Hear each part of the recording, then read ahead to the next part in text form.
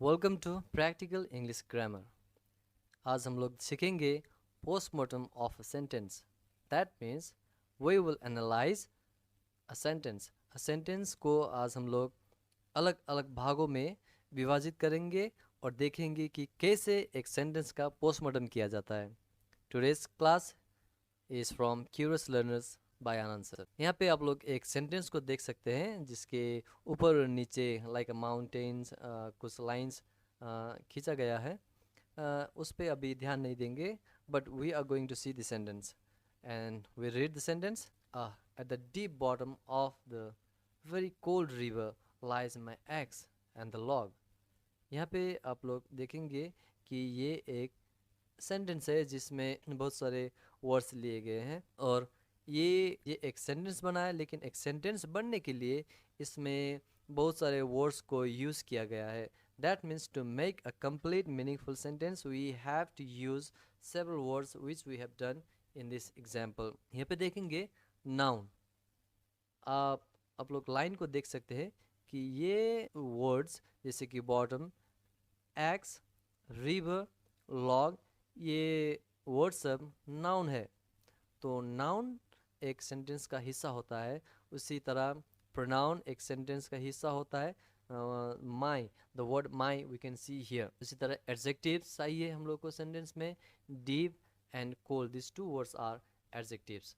और उसी तरह लाइस एक वर्ब है जो कि एक सेंटेंस का बहुत ही महत्वपूर्ण हिस्सा होता है, जो यहाँ पे। उसके बाद एडवर्ब जो हम लोग को चाहिए to use with adjectives and sometimes with verbs. के बाद प्रीपोजिशंस है जैसे कि एट और ऑफ। ये दो वर्ड्स प्रीपोजिशन है जो हम लोगों ने सेंटेंस में यूज़ किया गया है। और यहाँ पे देखेंगे एक कंजक्शन एंड, एक कंजक्शन है। इसी तरह बहुत सारे दूसरे वर्ड्स होते हैं जो कंजक्शन है और हम लोग को सेंटेंस में यूज़ करना पड़ता है। उसके बाद है interjection. The sudden feeling of the heart. तो यहाँ पे हम लोग देख सकते हैं that we have several types of words use to make a complete sentence. That is, हम लोगों ने एक सेंटेंस को पूरा पूरी मीनिंग देने के लिए बहुत तरीके से वर्ड्स को यूज़ किया है। लेकिन यहाँ पे एक समस्या क्या है कि ये सब विभिन्न जगह पे यूज़ किया जा सकता है एक सेंटेंस में।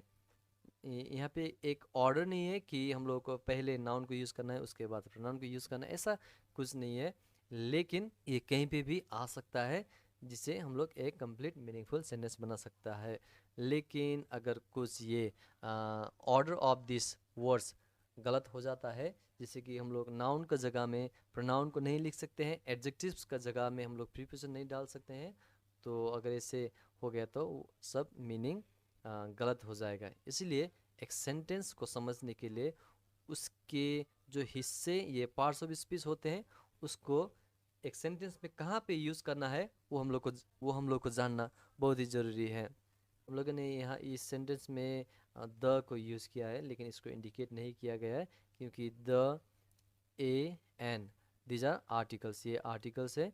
और इसको हम लोग अलग चैप्टर जैसे कि डिटर्मिनर्स में उसके अंदर आर्टिकल्स के अंदर सीख सकते हैं।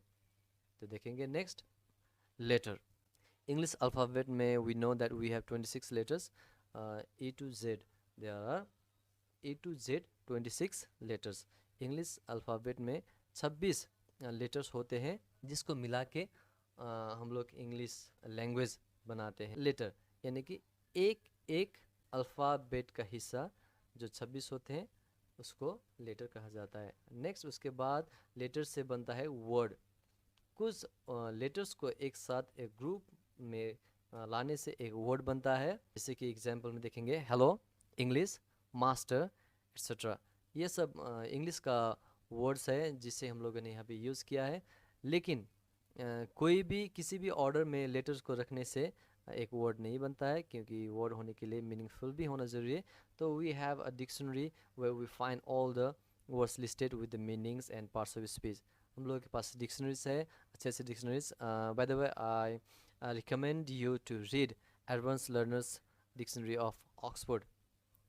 ये बहुत ही अच्छा डिक्शनरी है जो आप लोग यूज़ कर सकते हैं अगर आप लोग अपना वोकेबलरी पावर को बढ़ाना चाहते हैं। तो यहाँ पे हेलो इंग्लिश मास्टर ये वर्ड्स है जो लेटर्स से बने हैं। अब वर्ड के द्वारा जो बनता है उसे फ्रेज कहते हैं। जैसे कि एक लेटर हुआ, उसके ग्रुप से वर्ड्स बनता है, और कुछ वर्ड जब ग्रुप में आता है तो एक फ्रेज बनता है, जैसे कि an interesting story, a brilliant idea etcetera. ये तीनों वर्ड्स मिलके एक फ्रेज बना है। फिर यहाँ पे तीनों वर्ड्स मिलके फ्रेज बना है। दैट मीन्स फ्रेज होने के लिए ग्रुप ऑफ वर्ड्स होना ज़रूरी है जो एक मीनिंग भी देता है, यानी कि letters to word, words to phrase. और फ्रेज के बाद आता है क्लॉज। ये क्लॉज लगभग एक सेंटेंस होता है, लेकिन ये कंप्लीट नहीं होता है क्योंकि ये आधे से ही शुरू होता है।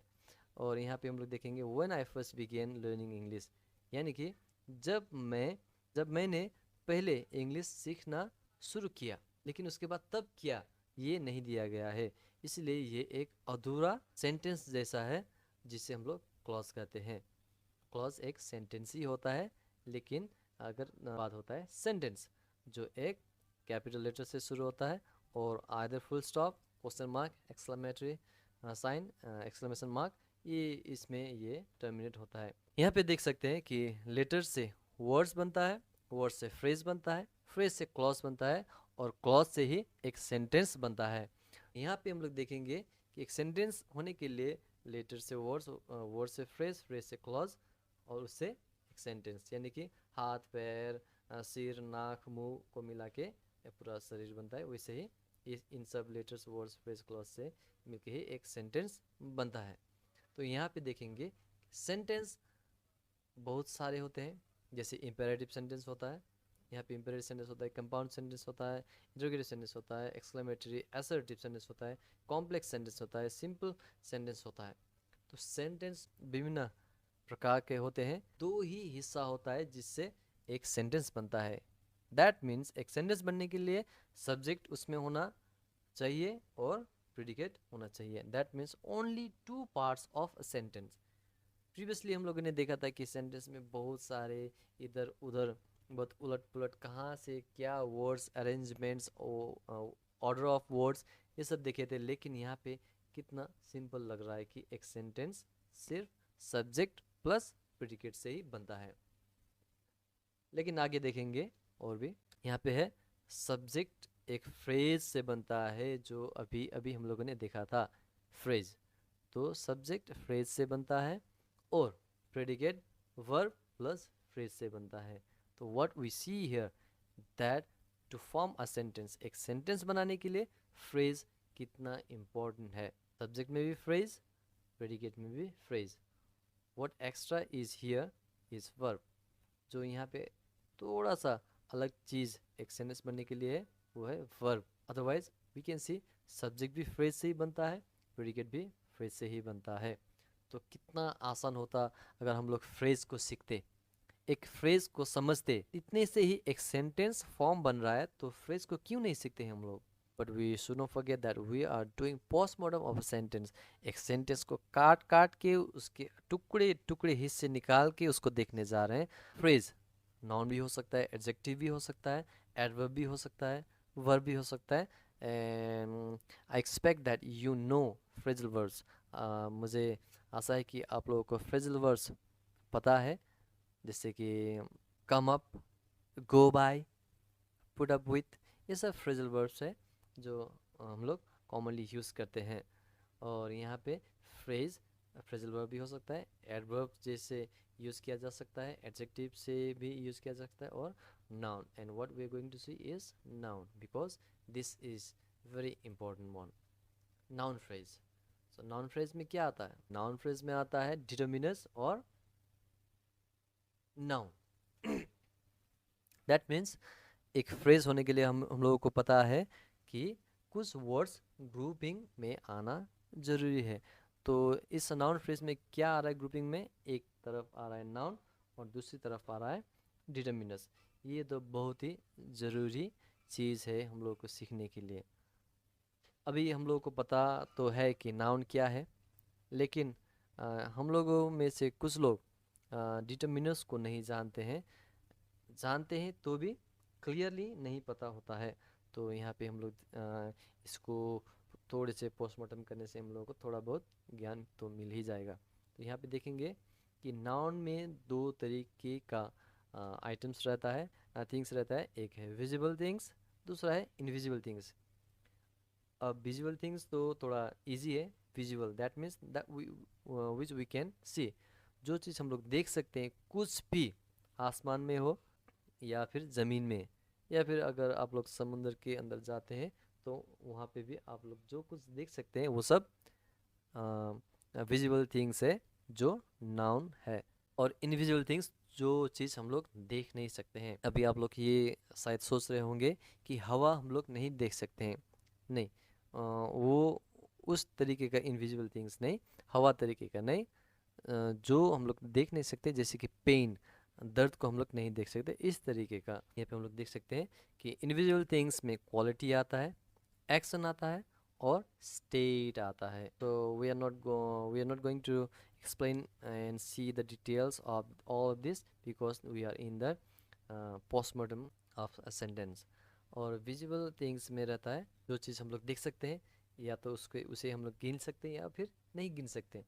तो जिस चीज़ को हम लोग गिन सकते हैं उसे काउंटेबल, और जिस चीज़ को हम लोग नहीं गिन सकते हैं वो हो जाता है अनकाउंटेबल। तो जिससे हम लोग नहीं गिन सकते हैं, अनकाउंटेबल हो गया, तो बस बात उसका वही ख़त्म हो जाता है। लेकिन काउंटेबल सिंगुलर और प्लूरल होता है। जिसे हम लोग गिन सकते हैं, या तो वो एक होता है या फिर एक से ज़्यादा। जो एक है वो सिंगुलर हो गया, जो एक से ज़्यादा हो वो प्लूरल हो गया। यहाँ पे जो आ रहा है, एक तो है quantifiers, possessive, numerals, ordinals, articles. अभी हम लोग को शायद ही बहुत सारों में से इसको देख के बहुत मन में खुशी हो रहा होगा, क्योंकि आर्टिकल्स तो पता है भैया, लेकिन क्वांटिफायर्स, न्यूमरल्स, पोजेसिव, ऑर्डिनल्स ये सब नहीं पता है। तो क्या चीज़ है ये हम लोग देखेंगे अभी। Be patient and let's see what is under articles. और आर्टिकल्स में इनडेफिनिट है, जो ए और एन को ही दिखाता है, और दूसरा है डेफिनिट, जो केवल द को दिखाता है। दैट मीन्स इनडेफिनिट आर्टिकल्स में ए और एन, उसके बाद डिफरेंट आर्टिकल्स में द है। तो ये सब है फ्रेज, जो हम लोग सेंटेंस में, सब्जेक्ट में या तो फिर प्रेडिकेट में देख सकते हैं। बहुत ही मज़ेदार पोस्टमार्टम हुआ है आज एक सेंटेंस का। तो आप लोग इस वीडियो को थोड़ा अच्छे से समझने के लिए रिपीट करके देखें, बार बार देखें। आप लोग इसे अगर समझने में आसानी हो रहा है तो फास्ट फॉरवर्ड करके भी देख सकते हैं, लेकिन थोड़ा डिफ़िकल्टी हो रहा है तो आप लोग इसे स्लो करके भी देख सकते हैं। यहाँ पे चीज़ ये है कि आप लोगों को सीखना है, इसलिए जिस स्पीड में आप लोग सीख सकते हैं उसी स्पीड में इस वीडियो को आप लोग देख सकते हैं। और इस वीडियो अगर अच्छा लगा हो तो थोड़े से दया करके लाइक्स दीजिए।